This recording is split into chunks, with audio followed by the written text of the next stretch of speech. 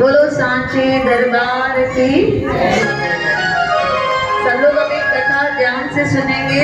मैं बीच में सवाल भी पूछने वाली हूँ, किसी का भी नाम लेके के मैं सवाल पूछूंगी, इसलिए सब लोग ध्यान से ये कथा सुनेंगे और इस कथा में से बहुत कुछ हमें सीखने को मिलने वाला है।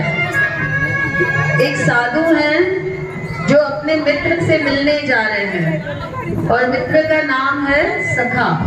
क्या है मित्र का नाम? सखा। कौन मिलने जा रहा है सखा से? साधु मिलने जा रहे हैं। अब जो सखा है वो गूंगा भी है और लंगड़ा भी है, बात नहीं कर सकता है और चल भी नहीं सकता है। साधु के मन में आता है कि मैं बहुत दिन से इस सखा से नहीं मिला हूँ, आज जाकर मैं अपने इस दोस्त से, मित्र से मिलकर आता हूँ। साधु निकलता है घर में से, तो उसको रास्ते पे एक दूसरा आदमी मिलता है और उस आदमी बोलता है, वो आदमी कि साधु जी मैं आपके साथ साथ चलूंगा, जहां भी आप जाओगे मैं आपके साथ साथ चलूंगा। साधु कहते हैं ठीक है, मुझे कोई आपत्ति नहीं है, चलिए मेरे साथ, आपका नाम बताइए क्या है। तो वो आदमी कहता है मेरा नाम है महाकाल। क्या बताया? मेरा नाम है महाकाल। साधु किसके साथ चल रहे हैं? महाकाल के साथ चल रहे हैं। दोनों साथ साथ जा रहे हैं। एक गांव में पहुंचे, वहां पर थोड़ा सा विश्राम किया। जैसे ही उस गांव को पहुंचे थे, विश्राम कर रहे थे, तो महाकाल ने कहा साधु जी आप इधर रुकिए, मैं थोड़ा काम करके आ रहा हूँ। महाकाल उस गांव में जाते हैं और थोड़ा काम निपटा के जब वापस आ जाते हैं, जैसे ही थोड़ा आगे जा रहे हैं अगले गांव में, तो एक खबर आती है कि उस गांव में एक आदमी को सांप ने काटा और वो आदमी गुजर गया। साधु को सरप्राइज होता है कि अभी तो ऐसा कुछ नहीं था, पर सडनली ये खबर आ गई है। ठीक है, अभी अगले गांव में जाते हैं। अगले गांव में भी ऐसे ही होता है, दोनों मिलकर खाना खा रहे थे। जैसे ही खाना खा लिया, महाकाल कहता है साधु जी आप यहाँ पे आराम कीजिए, मैं फिर से अपना काम थोड़ा निपटा कर आ रहा हूँ। महाकाल फिर से चले जाते हैं। जैसे ही ये लोग अगले गांव में जा रहे थे, फिर से खबर आती है कि एक महिला जलकर गुजर गई है।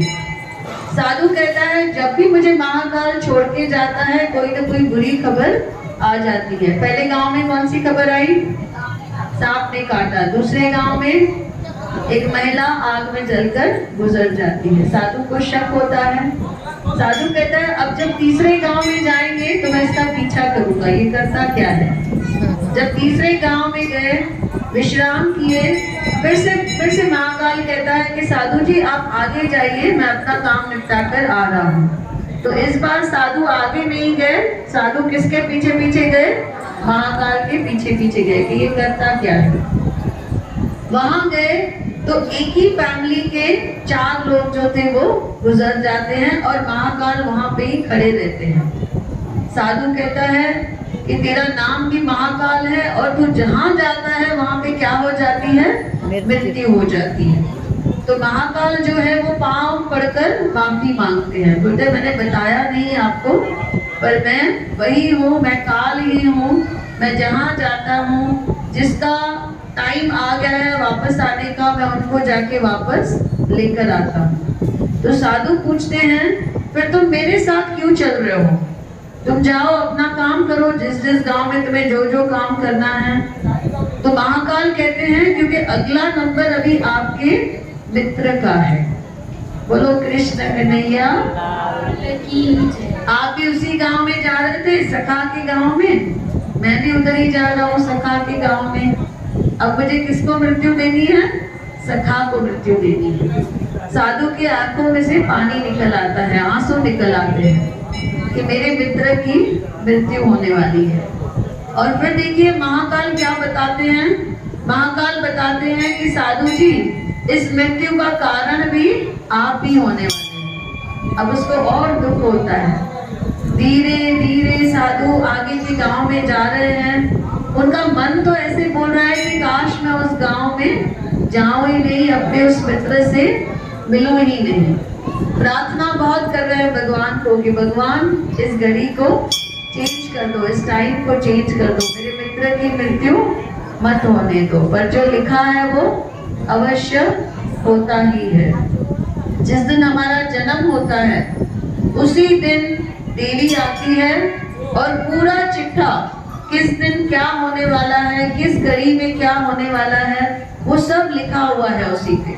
हमारे सोचने से कई बार हम लोग ऐसे सोचते हैं कि काश मैंने ऐसे नहीं किया होता तो ऐसे हो जाता, काश मैंने ये नहीं किया होता, कुछ ऐसे माइंड में थॉट्स आते हैं। लेकिन कभी भी अपने आप को ब्लेम नहीं करना है, अपने आप को गुनहगार नहीं समझना है, क्योंकि सब कुछ पहले से लिखा हुआ है। अब देखिए साधु है, उसने तो इतनी साधना की है, वो चाहे तो भगवान उसका सुन सकते हैं, उसके मित्र की जो मृत्यु है वो टाल सकते हैं। साधु पूरा रास्ता प्रार्थना करते जा रहा है भगवान को, भगवान मेरे सखा की मृत्यु को टाल दो। लेकिन देखिए होता क्या है, जैसे ही उस गांव में पहुंचते हैं, दोनों एक पेड़ के नीचे बैठते हैं, साधु और महाकाल। पीछे देखते हैं तो वो सखा भागता हुआ आ रहा है, और जैसे ही इस साधु के करीब पहुंचता है, आकर अपना दम तोड़ देता है।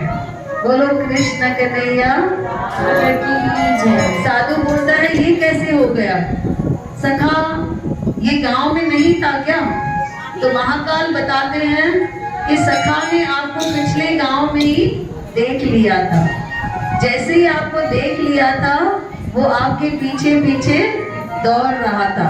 उसको चाहिए था वो आपसे मिले, सखा को चाहिए था कि आपसे आकर मिले। उसको नहीं बताया कि आप उससे मिलने आए हो। वो भाग रहा था आपके पीछे पीछे, लेकिन क्योंकि वो लंगड़ा था, वो धीरे धीरे चल रहा था, लेकिन फिर भी उसने क्या किया, स्पीड से भागने की कोशिश की। आपको आवाज देना चाह रहा था, लेकिन वो गूंगा है, आपको आवाज भी नहीं दे सका। एक गांव से लेकर दूसरे गांव तक वो भागता हुआ आपके पीछे आया है, और क्या हुआ है, यहाँ पर आकर उसने आके दम तोड़ दिया है। तो महाकाल ने पहले से ही बताया था कि आपके मित्र की मृत्यु होने वाली है, और उसका कारण कौन होगा, आप ही होंगे। तो ये सब चीजें पहले से ही डिसाइडेड हैं। कभी कभी हम सोचते हैं कि कोई रिलेटिव गुजर जाता है तो ऐसे लगता है कि काश हम उनको टाइम पे हॉस्पिटल लेके जाते तो बच जाते। आता है ना बहुत बार ऐसे ख्याल। पर जिसको बचना है वो बच जाएगा, जिसको नहीं बचना है उसको हॉस्पिटल भी लेके जाएंगे तो भी वो नहीं बचेगा। तो नियति कुदरत इतनी बलवान है, हर बार हमें झुकाने आती है, कुदरत हमें झुकाने आती है कि मैं ही पावरफुल हूँ। साधु जारो जार रोता है, अपने मित्र का अंतिम संस्कार करता है, और फिर उसके मन में एक ख्याल आता है कि क्यों ना मैं महाकाल से पूछूं कि मेरी मृत्यु कब होने वाली है। बोलो कृष्ण कन्हैया। साधु किससे पूछता है, किसकी मृत्यु के लिए, खुद की मृत्यु के लिए। महाकाल बोलते हैं वैसे तो हम बताते नहीं हैं किसी को भी, पर क्योंकि आप साधु हो, आपने बहुत तपस्या की है, इसीलिए मैं आपको बता रहा हूँ।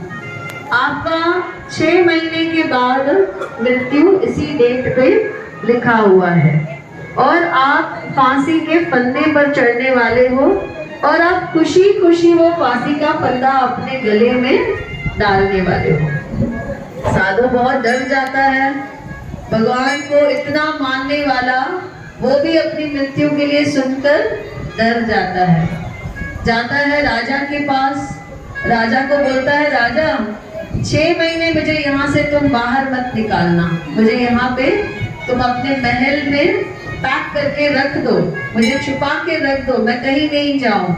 और राजा को पूरी वारदात बताता है कि मुझे महाकाल ने बोला है कि 6 महीने के बाद मुझे क्या लगने वाली है, फांसी लगने वाली है, और मुझे ऐसे भी बताया गया है कि वो फांसी का फंदा मैं खुद अपने गले में डालने वाला हूँ। अब 6 महीने बीत गए। जब वो तारीख आती है, राजा ने तो उनका पूरा प्रबंध कर लिया कि ये महल छोड़ के कहीं नहीं जाएंगे और हमें इस साधु को बचाना है। जब 6 महीने हो जाती हैं, वो तारीख आ जाती है, इस साधु को नींद में चलने की आदत थी। रात को साधु उठते हैं, चल के कब वो दूसरे राज्य में चले गए उनको पता नहीं चला। चलते चलते वो सीधा राजा के महल में पहुंच जाते हैं। जैसे राजा के महल में पहुंचे, पहरेदार उनको पकड़ लेते हैं कि ये राजा के महल में बिना इजाजत के कैसे गया है। चलो इसको बंदी बनाओ, ये हमारे राजा को मारने आया है। इसको बंदी बनाते हैं। अगले दिन उनकी सजा डिसाइड होती है, और क्या होती है वो सजा कि इसको फांसी के फंदे पे लगा देंगे। लेकिन साधु को चिंता नहीं है। साधु बोलता है मेरे राजा को तो सब पता है, मेरा राजा आएगा इधर आके सब बताएगा और मेरी सजा माफ हो जाएगी। अपने राजा को बुलाया, राजा आए यहाँ पे, उस दूसरे राज्य के राजा को आकर बताया कि ये बराबर है, इसने मुझे बोला था कि 6 महीना मुझे संभाल कर रखना, और इनको पहले से ही पता था कि फांसी लगेगी और मृत्यु होगी। फिर से दरबार में मीटिंग होती है कि क्या किया जाए। राजा बोलते हैं हमें किसी साधु की मृत्यु का पाप नहीं उठाना है, और इसकी गलती नहीं है, ये नींद में चलता है, इसको भी नहीं पता है।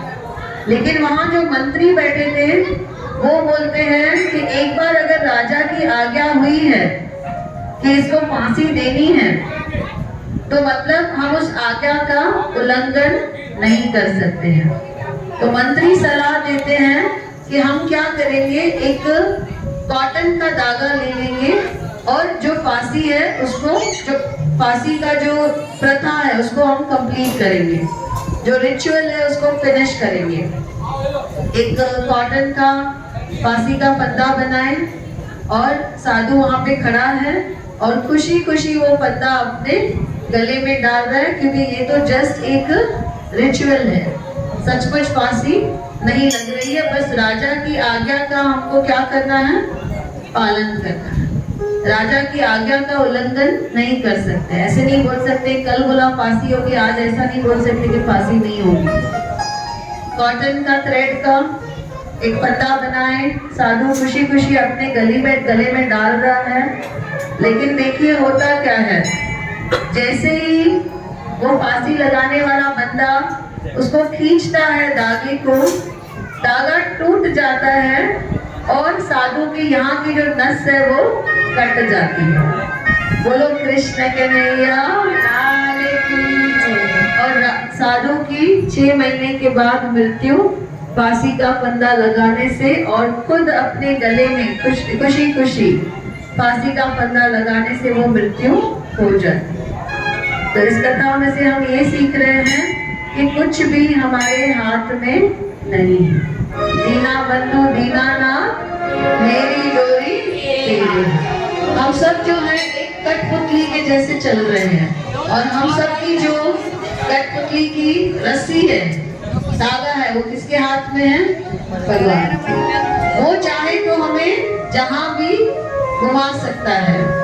तो इसीलिए किसी को भी कोई चीज के लिए ब्लेम नहीं करना है कि इसकी वजह से मैं गिर गई, या इसकी वजह से मेरा ये नुकसान हुआ, या इसकी वजह से मेरा ये लाइफ खराब हुआ। किसी को भी ब्लेम नहीं करना है, किसी को भी नहीं सोचना है कि किसकी वजह से ये सब हो रहा है। सब जो भी कुछ है वो पहले से ही लिखा हुआ है, और हमें सब सिर्फ देखना है। बोलो कृष्ण कन्हैया लाल की जय। बाबा जी तेरे भरोसे मेरा परिवार है, बाबा जी तेरे भरोसे मेरा परिवार है। तुम ही हो मेरा सहारा,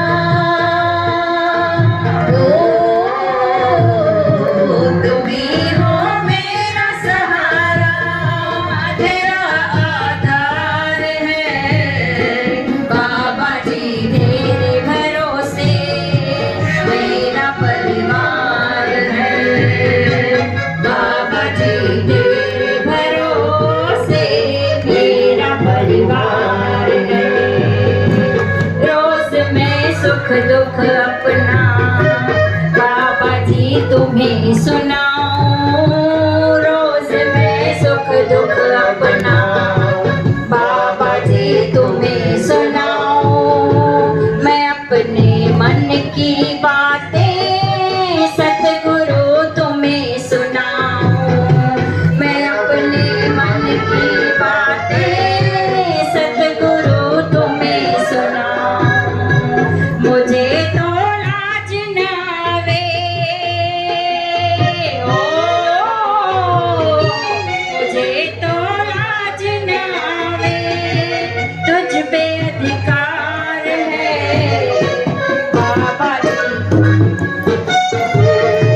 मेरा परिवार है बाबा जी तेरे भरोसे सबका परिवार है।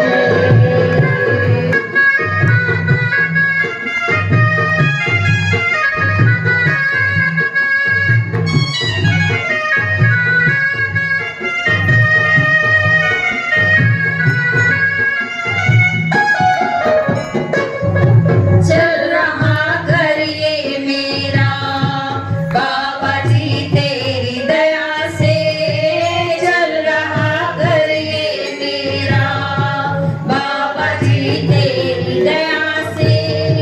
नींद लेती हूँ सुख की चिंता सब तेरे हवाले, नींद लेती हूँ सुख की चिंता सब तेरे हवाले।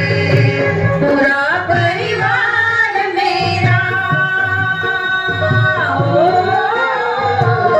पूरा परिवार मेरा तेरा कर्जदार है। बाबा जी तेरे भरोसे सबका परिवार है। बाबा जी तेरे भरोसे सबका परिवार है। तुम ही मेरे नाम के माझी हो, तुम ही मेरे नाम के माझी तेरा आधार है। बाबा जी तेरे भरोसे सबका परिवार है। बाबा जी तेरे भरोसे सबका परिवार है। ओ ओ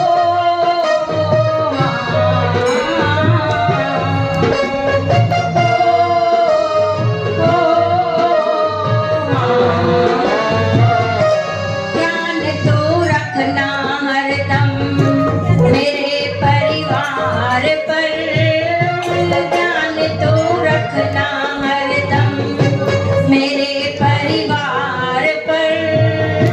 दया तू करना हरदम मेरे परिवार पर, दया तू करना हरदम मेरे परिवार पर। भक्तों की विनती बाबा हो, भक्तों की विनती बाबा ये बारंबार है। बाबा जी तेरे भरोसे सबका परिवार है। बाबा जी तेरे भरोसे सबका परिवार है। जगाओ रे जानकी जय। बोलो बाबा हरदास राम साहिब की जय। एक बार ऐसे हुआ, जलगांव मंदिर में काफी भीड़ थी, बाबा हरदास राम साहब बैठे थे, कई लोग दर्शन कर रहे थे बाबा का। और वहां पर एक महिला आती है, उसके हाथ में एक बीमार बच्चा है, तो बहुत कोशिश करती है कि मैं बाबा के पास जाऊं और बाबा को इस बच्चे के बारे में बताऊं। लेकिन भीड़ इतनी होती है कि बाबा का ध्यान बिल्कुल नहीं जाता है इस महिला की तरफ, इस बच्चे की तरफ। जो महिला है वो नाराज होकर मंदिर से घर आती है और गुस्से में कहती है कि आज के बाद मैं इस संत के पास कभी नहीं जाऊंगी। कौन गुस्से में आ गई? महिला। उसके हाथ में क्या था? कौन था? बच्चा था। और बच्चा क्या था? बीमार था। क्यों आई थी बाबा के पास? उस बच्चे को दिखाने, बाबा का आशीर्वाद लेने। लेकिन चांस ही नहीं मिला, इतने लोग थे। आखिर निराश हो जाती है, घर जाती है और क्या मन में सोचती है कि आज के बाद मैं कभी भी मंदिर। आप में से किसको किसको गुस्सा आया है मंदिर के ऊपर? कभी भी लाइफ में किसी ने कुछ डांटा हो, किसी ने कुछ बोला हो और आपने भी ऐसे बोला हो कि आज के बाद मैं मंदिर नहीं जाऊंगी। किसको हुआ है ऐसा? पक्का किसी को भी नहीं हुआ है? बताइए कब हुआ है?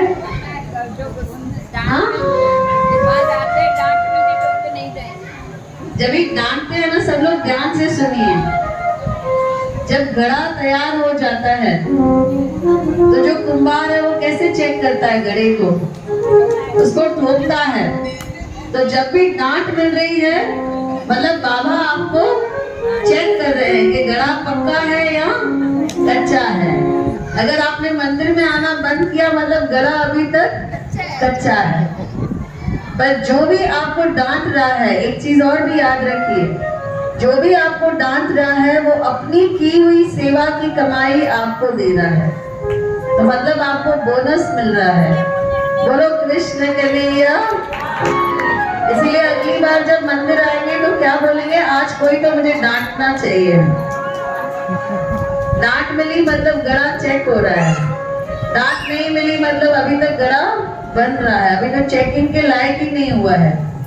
जब पूरा तैयार हो जाएगा मतलब तब आपको बाबा चेक करेंगे, गुरु आपको चेक करेंगे। इसलिए डांट से कभी भी दूर नहीं भागना है। एक छोटी सी कथा है, मैं तो किसी को भी नहीं डांटती हूँ आज तक। मुझे कितना भी गुस्सा आए मैं बोलती हूँ ठीक है, सब जो हो रहा है बाबा कर रहा है। किसी के ऊपर भी मुझे गुस्सा नहीं आता है, मैं किसी को भी नहीं डांटती। कोई भी बोले आज तक किसी को मैंने डांटा है। अपनी सेवा दूसरे को नहीं देनी। अच्छा, आप में से किसने किसने डांटा है मंदिर में? वो बताइए, किसने किसने डांटा है मंदिर में? जिसने भी डांटा है मतलब अपनी सेवा आपने किसी और को दे दी है। ऐसे ही हुआ, गुरु दरबार में सत्संग चल रहा था, कीर्तन चल रहा था। एक सेवादारी बैलगाड़ी पर बाहर से गुजर रहा था। उसके मन में आया क्यों ना मैं जाते जाते माथा टेकूं और प्रसाद ले लूं। तो अपने मित्र को उसने बोला कि तुम धीरे धीरे चलो बैलगाड़ी पे, मैं जाता हूँ, माथा टेकूंगा, प्रसाद ले लूंगा, 2 मिनट में आ जाऊंगा। वो मित्र मान नहीं रहा था कि नहीं नहीं देर हो जाएगी, यहाँ नहीं रुकना है, दरबार में नहीं रुकना है, गुरुद्वारे पे नहीं रुकना है। इसने कैसे तो अपने फ्रेंड को कन्विंस किया कि तुम चलो बैलगाड़ी पे, मैं आता हूँ। ये बेचारा भाग भाग के अंदर गया, उसने माथा टेका, पर जैसे ही प्रसाद लेने के लिए आगे गया तो वो एक आदमी वहाँ पे कड़ा प्रसाद, आटे का सीरा होता है, वो बांट रहा था और वो बहुत गर्म था। तो इसने हाथ जैसे ही आगे किया, उस बांटने वाले ने बोला ये क्या तुम भालू के जैसे मेरे ऊपर आ रहे हो? क्या बोला उसने? तुम भालू के जैसे मेरे ऊपर क्यों आ रहे हो? और उसके हाथ में ऐसे प्रसाद पटक दिया, प्रसाद नीचे गिर गया, उसके हाथ पे चटका भी लगा। उसे प्रसाद को धीरे धीरे उठाया और रोते रोते मंदिर से बाहर चला गया। जाकर बैलगाड़ी में बैठा, लेकिन उसको बहुत दुख हुआ कि उसने ऐसे शब्द क्यों बोले। अब देखिए हुआ क्या, गुरुद्वारे में गुरु साहब बैठे हैं और बाजू में एक छोटा बच्चा खड़ा है और मंदिर में बालू आया है और वो बालू नाच रहा है। गुरु साहब हंस रहे हैं। तो बच्चा बोलता है कि आप इतना हंस क्यों रहे हो? बोला दरबार में इसने ये शब्द निकाले थे कि बालू के जैसे मेरे ऊपर क्यों आ रहा है। इसको अगला जन्म किसका मिला है? बालू का मिला है और दरबार में आया है और आके बालू का प्रोग्राम करके दिखा रहा है। तो देखिए मंदिर में किसी को भी डांटना नहीं है। एक एक शब्द, जैसे 1 रुपया डालते हो तो क्या सोचते हो कि 10 गुना होके मिलेगा। बोलते हो ना, तुम 1 पैसा दोगे वो 10 लाख देगा, तुम 1 गाली दोगे वो 10 गालियां देगा। तो सुननी पड़ेगी, कहाँ ना कहाँ हमें भरपाई करनी पड़ेगी। इसीलिए मंदिर में सिर्फ भजन कीर्तन सत्संग सुनना है। अपने आंखों को, अपने कानों को, अपने मुख को पवित्र करना है। जो भी बातें यहाँ पे करते हो, बोलते हो मेरी बहू मुझे तंग कर रही है, अभी 10 गुना तंग करेगी। मंदिर में आके बोलते हो ना, मेरी सास मुझे तंग कर रही है, अभी 10 गुना। पैसे 10 गुने हो रहे हैं ना, तो कंप्लेन भी क्या हो जाएगी। इसीलिए पॉजिटिव बोलना है। बोला अभी मेरी सास मेरे साथ अच्छा चलती है तो बहुत अच्छा चलेगी, अब मेरी बहू मेरे साथ अच्छा चलती है, अब वो बहुत अच्छा चलेगी। कभी भी ऐसे मत बोलो कि बिजनेस नहीं चल रहा है, बोलो बिजनेस अभी अच्छा चल रहा है, कर्जा अभी उतर रहा है, बीमारी अभी ठीक हो रही है। जो बोलोगे वो 10 गुना बढ़ जाएगा। बोलोगे सर में दर्द है तो क्या होगा, 10 गुना बढ़ जाएगा। इसीलिए नहीं बोलना है सर में दर्द है, नहीं बोलना है दुखी है। वो कभी किसी को दुखी रखेगा नहीं। भक्तों का दुख वो भी नहीं सहन कर सकता है। वो हमें उतना ही देता है जितना उसके बस में है। उसका बस चले तो पूरे दुख निकाल दे, बट जितना उसके बस में है उतना वो कट करके हमको देता है। जैसे घर में हम बच्चों को काम देते हैं, हम पूरा काम उनको देते हैं क्या, नहीं, मैक्सिमम हम खुद करते हैं। हमें भी तकलीफ होती है कि बच्चे को काम क्यों दे रहे हैं, तो हम मैक्सिमम खुद करके बहुत थोड़ा सा बच्चे को देते हैं। वैसे ही हम सब भगवान के बच्चे हैं। भगवान जितना दुख चाहे वो खुद ले लेता है, बाकी थोड़ा सा हमें देता है ताकि हम सीखें। ये भी दुख नहीं देगा तो यहाँ तक नहीं आएंगे, घर पे आराम करते रहेंगे। बोलो कृष्ण कन्हैया। तो महिला नाराज हो गई। क्यों नाराज हो गई, जलगांव धाम से बच्चे को लेकर आई थी, लेकिन बाबा ने ध्यान नहीं दिया था। अब ऐसे हुआ, महिला तो भूल गई, गुस्सा था, मंदिर नहीं जाऊंगी। इससे बाबा को कुछ फर्क पड़ेगा क्या, कुछ नहीं। किसको फर्क पड़ेगा, माता को। सेवा तो चलती रहेगी, जिसको पुण्य लेना है वो लेके जाएंगे। ये नाराज होके घर पे बैठी थी, ये भूल गई, लेकिन बाबा नहीं भूले। हमें ऐसे लगता है कि गुरु देख नहीं रहा है, गुरु सब कुछ देख रहा है। एक दिन वो बाहर से ऐसा पास हो रही थी, गुजर रही थी, तो बाबा ने सेवादारी को बोला, इसको बुलाओ तो अंदर इस महिला को, इसके हाथ में बच्चा है, इस महिला को अंदर बुलाओ। तो महिला अंदर जाती है, लेकिन मुंह एकदम खुला हुआ है, जैसे संतों के ऊपर कुछ एहसान करने जा रही है। जाके बैठ गई, लेकिन मुंह से एक शब्द भी नहीं बोल रही है। क्यों नहीं बोल रही है, क्योंकि गुस्सा है, बाबा के ऊपर गुस्सा है। एक भी शब्द नहीं बोल रही है। सेवादारी बोल रहा है बताओ, बाबा को बताओ क्या हुआ है, फिर भी एक शब्द नहीं बोल रही है। फिर सेकंड टाइम बोला सेवादारी ने, अरे इतने बड़े संत तुम्हारे सामने बैठे हैं, तुम क्यों नहीं बता रही हो बाबा को क्या हुआ है, फिर भी ये एक शब्द नहीं बोल रही है। आखिर बाबा देखिए क्या बोलते हैं, बच्चा बीमार है, ये क्या बताएगी, न खाता है, न पीता है, न सोता है, न बैठता है, सिर्फ इसके मुंह में से थूक निकल रही है। ऑल द टाइम, पूरी देर इसके मुंह में से थूक निकल रही है। यही इसकी कंप्लेन है। न बात करता है, न बैठता है, न उठता है, मतलब ये इतना बीमार है।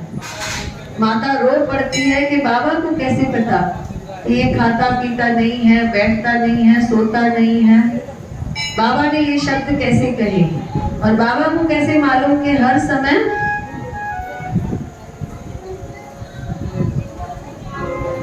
इसके मुंह में से लार निकल रही है। माता रो पड़ी और बाबा के चरणों में गिर पड़ी और बाबा को बोली, बाबा आप ही अंतर्यामी हो, आप सब जानते हो, अब आप ही मेरे बेटे को ठीक करके दो। बाबा ने जल मंगाया, कुछ मंत्र पढ़े, बच्चे को आशीर्वाद दिया जल से, उसे जल पिलाया और 1 महीने के अंदर वो बच्चा ठीक हो गया। बोलो गोदरी वाले घनश्याम की जय, बोलो बांके बिहारी लाल की जय। इसीलिए कोई भी मंदिर में जाएंगे तो हम खाली हाथ आने वाले नहीं है, कुछ ना कुछ हम पाकर जरूर आएंगे। तो सब लोग मिलकर बोलेंगे, बहजे बजरन ते कर आसीस, सबजे बजरन ते आसीस, बाबा मातो के घर में बुराई दस, साईं मातो के घर में बुराई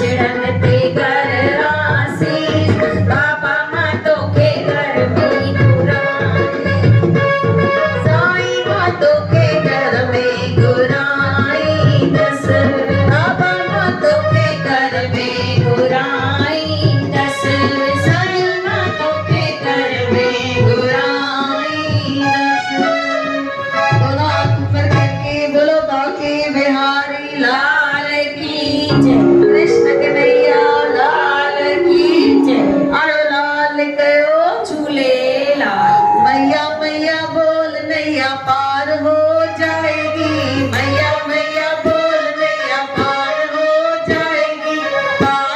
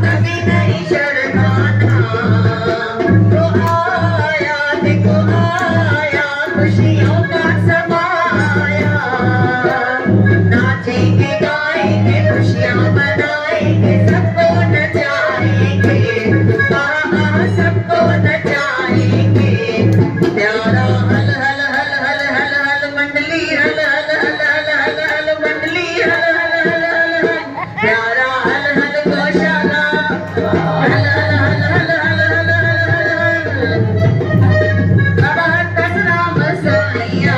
सबने का प्यारो कोई चवे तो दिल्ली मारो कोई चवे तो गोदरी मारो कोई चवे तो दिल्ली मारो कोई चवे तो गोदरी मारो मैं बसती रहे सदा सजा लगती रहे सदा मैं बसती रहे सदा चोली मरंदो रहे सदा ओ मैं कुरन ले माफी कुरन ले दया कुरन ले यारा हल हल हल हल हल मंडली हल हल हल हल हल गौशाला हल हल हल हल यारा हल हल हल हल हल गौशाला हल हल हल हल गौशाला हल हल हल तेरी लगी शाम से भी ये दुनिया क्या जाने तेरी लगी शाम से भी ये दुनिया क्या जाने भाई क्या जाने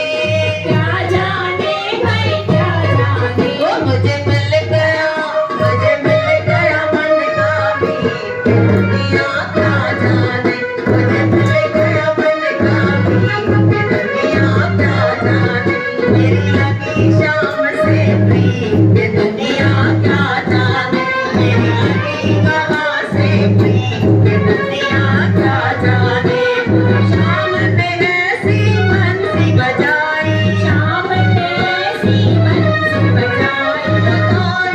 आई सखियाँ सारी जब गुट बैठा संगी दुनिया क्या जाने जब गुट बैठा संगी ये दुनिया क्या जाने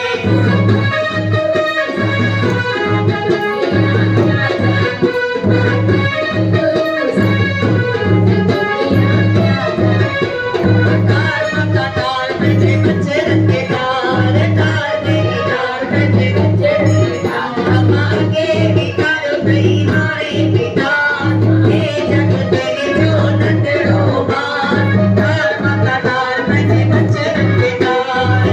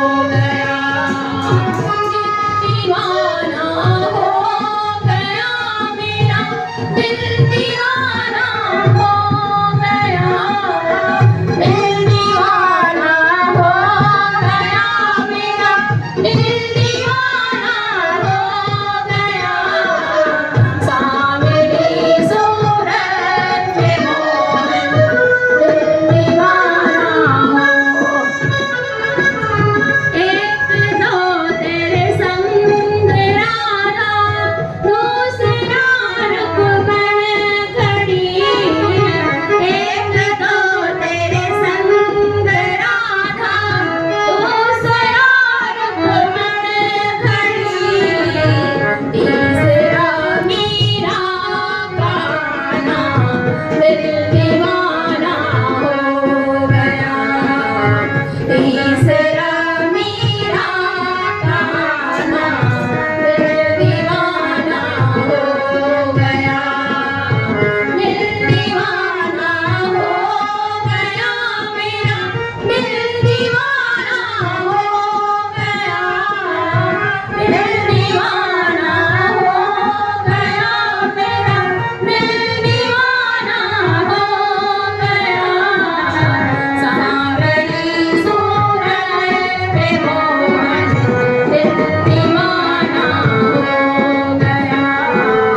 सांवली सूरत पे मोहन दिल दीवाना हो गया। एक तो तुम देखता हूँ, दूसरा प्रियतम मेरे। एक तो तुम देखता हूँ, दूसरा प्रियतम मेरे। तीसरा सपनों में आना दिल दीवाना हो गया। तीसरा सपनों में आना दिल दीवाना हो गया। सांवली सूरत पे मोहन दिल दीवाना। बोल कृष्ण कन्हैया।